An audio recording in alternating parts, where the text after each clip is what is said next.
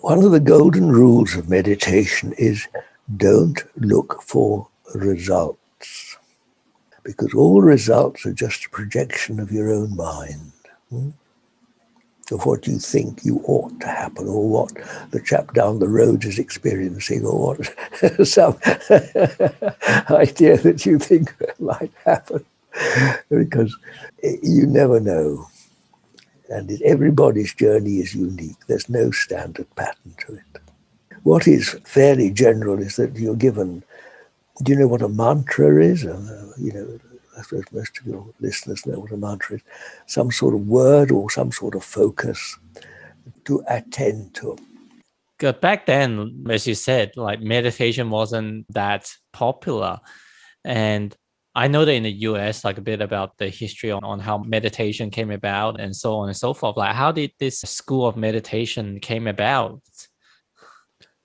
There was a politician, actually, an English politician, who thought deeply about economics, about how society works, what is wealth, what is true wealth.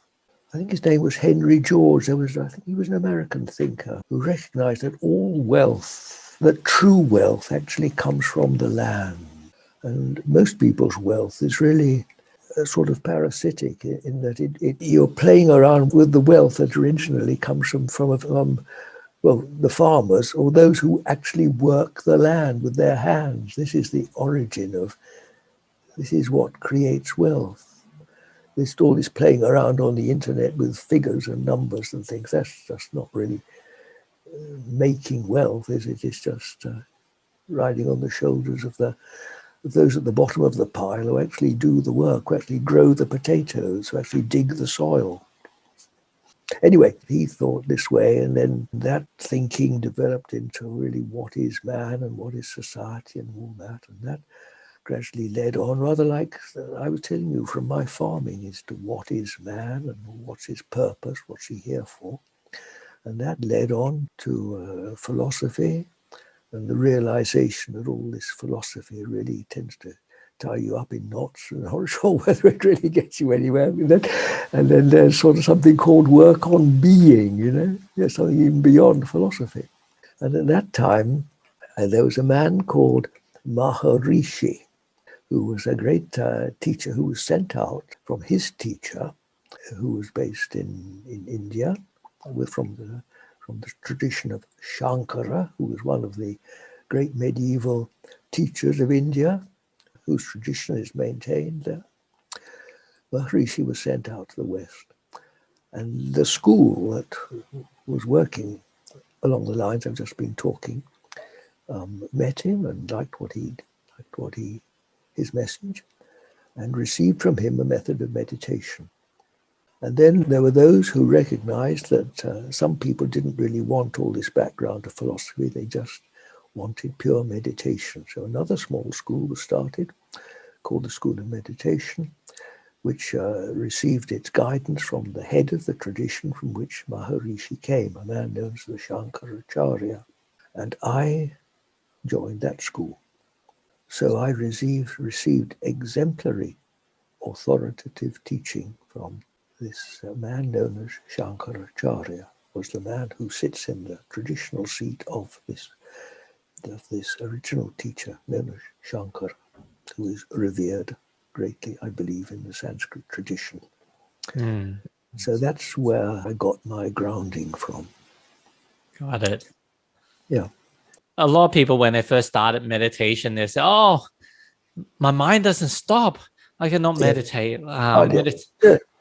And well, this is completely normal, Gary, and happens to everybody. But meditation is work, my dear, and it's a lifetime's work, and I'm still working at it. You see, I practiced for nearly 60 years, twice a day. How many times, how many hours is that? You start off with a few minutes, and then gradually it extends. So it's a lifetime's practice. And it's no good thinking that you can just learn to meditate and go on a retreat or two and read a few books, because where is the end of the journey? As I say, it's an adventure without end. But you get encouragement very, very early on. Most people begin to think, gosh, wow, this is worth doing. but not everybody, And, the Bible, are you acquainted with the Bible? Yeah. Well, you have some knowledge of Jesus's parables. There are lots of parables of the sower, the different seeds that are sown, and most of them are choked by the cares and riches of this life, or they are short of nourishment, or one thing and another, and they don't come to fruition. Many are called and few are chosen, but so many set off on this journey, and for one reason or another, they fall by the wayside. They don't want it enough. They haven't got the drive, haven't got the determination. But those that persevere, the ones that are determined, keep going, keep plodding on, because it's not all ups, you get your downs. I've been through all sorts of depression and despairs in my life. It isn't all easy. We go through many trials in this life. That's perfectly normal. In fact, the higher you climb, the more you fall. It's all part of this great lifelong process of being humbled, dear, and brought back to our senses. And that's, I'm afraid, one of the last things we learn to do is to be sensible. We're so screwed up in our minds. Lost souls, we really are. Lost in our heads, that's the human condition. And to come back to the simplicity, the utter simplicity of just being here now. Okay, can I just ask about this? I heard about like transcendental meditation. They're also like given a mantra, obviously from the similar school and teacher. Why do you have to be given a mantra versus everyone using the same, or out of these 5 or 10 mantra, like just choose one of them? Like, why does it have to be given? Well, because if we choose our own mantra, there are so many different approaches to this, Gary. I don't really like talking too much on internet because this is going to be watched by thousands of different people, all different. And I come from a tradition where meditation is taught one-to-one. And this is the way it's traditionally been done, and is in my experience the safest and the best way to do it, because everybody is different. So I don't like talking too specifically on the internet about it. All I'll say is that as the problem is largely a discursive mind, you are normally given, and if you just choose something out of this discursive mind, a lot of people like to sort of take a word like love, because everybody wants to love and be loved, right? And you can meditate on love. But you see, then the mind will play with that word and will give you ideas of love, the ideal woman or the ideal man or something. And then you can very easily sort of fool yourself into a yet more imagination, which isn't actually, there's more to it than that. And the point of of being given an apparently meaningless mantra that is outside your normal experience is that it has no association.